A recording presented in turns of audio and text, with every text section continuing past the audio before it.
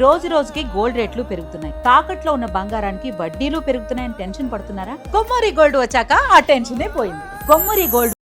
తెలంగాణ రాష్ట్రం నిర్మల్ జిల్లాలో ఒక దారుణమైన ఘటన జరిగింది.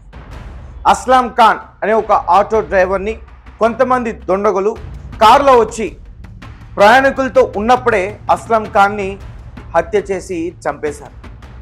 అయితే ఆ హత్య చేసింది ఎవరు, ఎందుకు చేశారు అని పోలీసులు దర్యాప్తు చేస్తే కొన్ని షాకింగ్ నిజాలన్నీ కూడా బయటపడ్డాయి.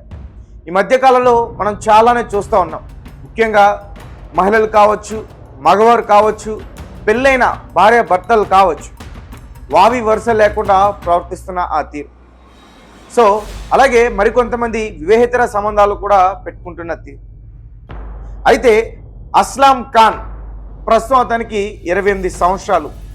ఇతను తండ్రి 17 సంవత్సరాల క్రితం అన్వారీ బేగం అని ఒక మహిళని రెండో వివాహం చేసుకున్నారు. ప్రస్తుతం ఆమె వయసు 41 సంవత్సరాలు. ఇతనికి సొంత తల్లి కాదు, సవతి తల్లి. ఆ అన్వారీ బేగంతో ఇతను అనైతిక సంబంధం పెట్టుకున్నాడు. ఓ రకంగా చెప్పాలంటే వివాహేతర సంబంధం లాంటిదే.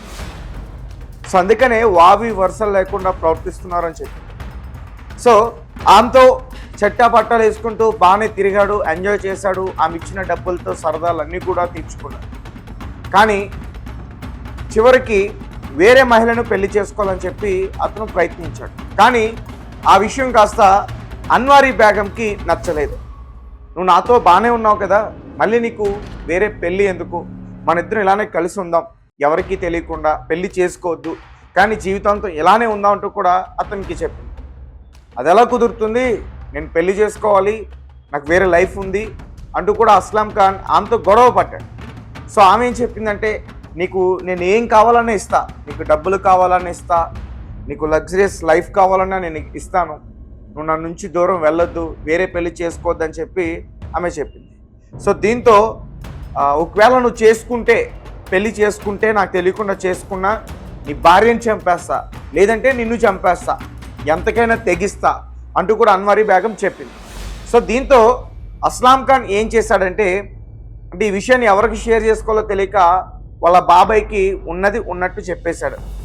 ఇలా ఆమెతో ఇలా సంబంధం ఉంది, ఇప్పుడు నేను అది తప్పు అని తెలుసుకున్నాను, ఆమెను కట్ చేయాలనుకుంటున్నాను, వేరే పెళ్లి చేసుకుని హ్యాపీగా ఉండాలి అని చెప్పేసి అనుకుంటున్నానంటూ కూడా వాళ్ళ బాబాయ్తో షేర్ చేసుకుంటే మొత్తానికి ఎవరికి తెలియకుండా వీరు సెటిల్ చేసుకునే ప్రయత్నం చేశారు. తర్వాత అస్లాం ఖాన్ నిర్మల్లోనే వేరే ప్రాంతానికి వచ్చేసాడు. వైఎస్ఆర్ కాలనీ అనే ఒక ప్రాంతం దగ్గరకు వచ్చి బాబాయ్ వాళ్ళ ఇంటి దగ్గరలోనే ఒక ఇల్లుని రెంట్కి తీసుకుని అతను ఉంటున్నాడు. సో ఆటో నడుపుకుంటూ జీవనం సాగిస్తాడు.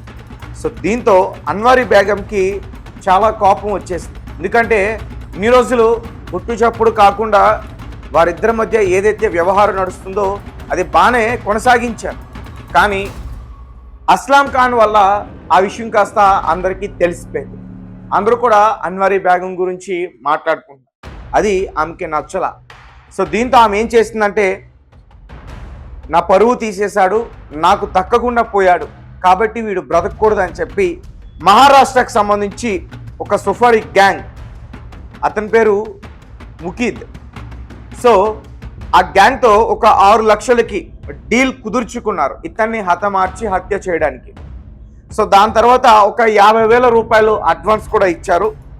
సో స్వయాన సొంత తమ్ముడే అన్వారీ బేగం సొంత తమ్ముడు, అతని పేరు షేక్ మహమ్మద్.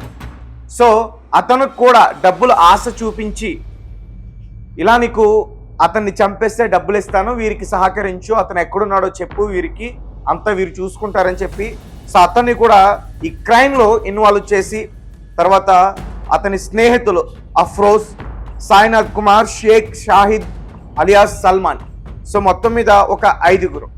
సో వీరందరూ కూడా ఒక డీల్ కుదుర్చుకుని ఆమె ఇచ్చిన అడ్వాన్స్తో, అలాగే ఆమె ఇచ్చిన ఫోటోతో, అలాగే ఆటో నెంబర్తో అతని కొన్ని రోజులు వెంబడించే ప్రయత్నం చేశారు, రెక్కి నిర్వహించారు.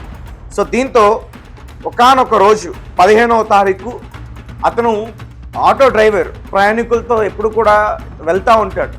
సో అలానే ప్రయాణికులతో వస్తున్నప్పుడు ఒక మార్గ మధ్యంలో అతని పైన కారుతో సడన్గా వచ్చి అటాక్ చేసే ప్రయత్నం చేశారు. ఆ ప్రయాణికులు అదంతా కూడా చూసి భయాందోళనకి గురై వారందరూ కూడా పారిపోయారు.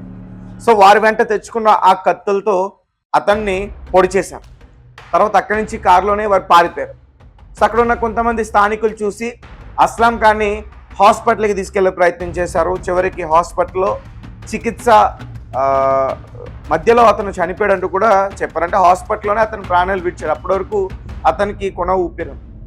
సో తర్వాత పోలీసులు ఎంక్వైరీ చేస్తే ఈ విషయాలన్నీ కూడా బయటపడ్డాయి.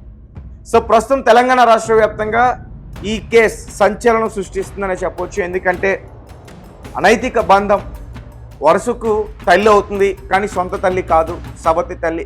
సో అలాంటి మహిళతో ఒక అనైతిక బంధం, ఒక వివాహేతర సంబంధం అలాంటిది పెట్టుకుని అతని జీవితాన్ని అతనే చేతులారా పాడు చేసుకున్నాడని చెప్పి చాలామంది కామెంట్ చేస్తూ ఉన్నారు.